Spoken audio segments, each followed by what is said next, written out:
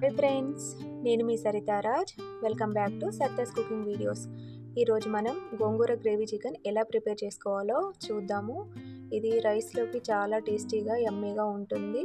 దీనికోసం నేను 1/2 kg chicken తీసుకొని ఉప్పు, కారం, పసుపు, అల్లం వెల్లుల్లి పేస్ట్ వేసుకొని ఒక 1 hour మ్యారినేట్ చేసి పెట్టుకున్నాను. ముందుగా మనం స్టవ్ పై ప్యాన్ పెట్టి ఆయిల్ వేసి వేడి చేసుకొని అందులో ఉల్లిపాయ ముక్కలు ఇంకా పచ్చిమిర్చి ముక్కలు వేసుకొని బాగా వేయించుకోవాలి.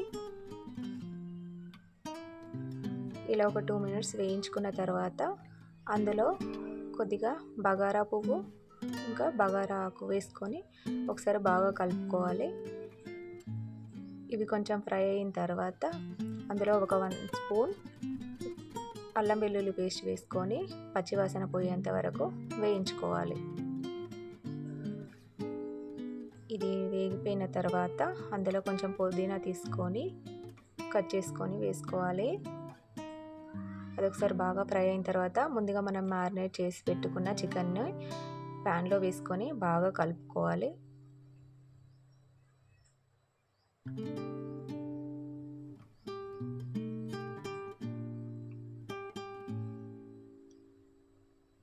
ఇలా మొత్తం పోపంతా చికెన్ పట్టుకునేలాగా కలుపుకొని ఒకసారి మూత వేసుకొని ఒక 15 minutes ఉడికించుకుందాము.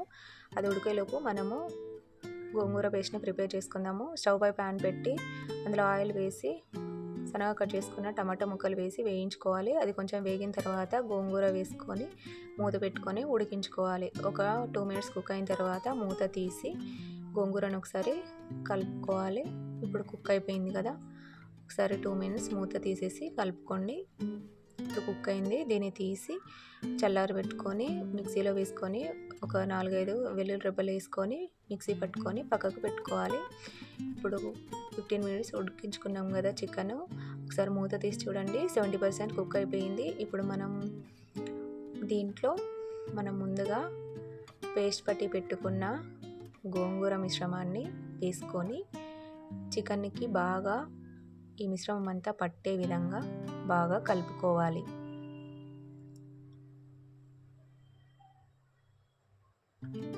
బాగా కలుపుకున్న తర్వాత ఒక 10 minutes బాగా కుక్ అవనివ్వాలి. ఇప్పుడు మూత తీసి అందులో 2 స్పూన్స్ గరం మసాలా వేసుకొని కలుపుకోవాలి. అందులో ఇప్పుడు నాకు కొంచెం సాల్ట్ తక్కువగా అనిపిస్తుంది కాబట్టి నేను సాల్ట్ ఒక 1 స్పూన్ యాడ్ చేసుకున్నాను. ఇప్పుడు బాగా కలుపుకున్న తర్వాత చూడండి, గ్రేవీ కూడా దగ్గర పడిపోయింది. చికెన్ ఆల్మోస్ట్ కుక్ అయిపోయిందండి. ఇప్పుడు ఇందులో మనం సన్నగా తరిగి పెట్టుకున్న కొత్తిమీర వేసేసుకొని బాగా కలుపుకొని ఒక్క 2 minutes కుక్ అవనిద్దాము. దీని ఫ్లేవర్ అంతా చికెన్కి పట్టేస్తుంది, చాలా బాగా టేస్ట్ వస్తుంది అన్నమాట. అంతే అండి, గోంగూర గ్రేవీ చికెన్ రెడీ అయిపోయింది. నా రెసిపీస్ కనుక మీకు నచ్చినట్లయితే నా Sarita's cooking videos channel please subscribe చేసుకోండి.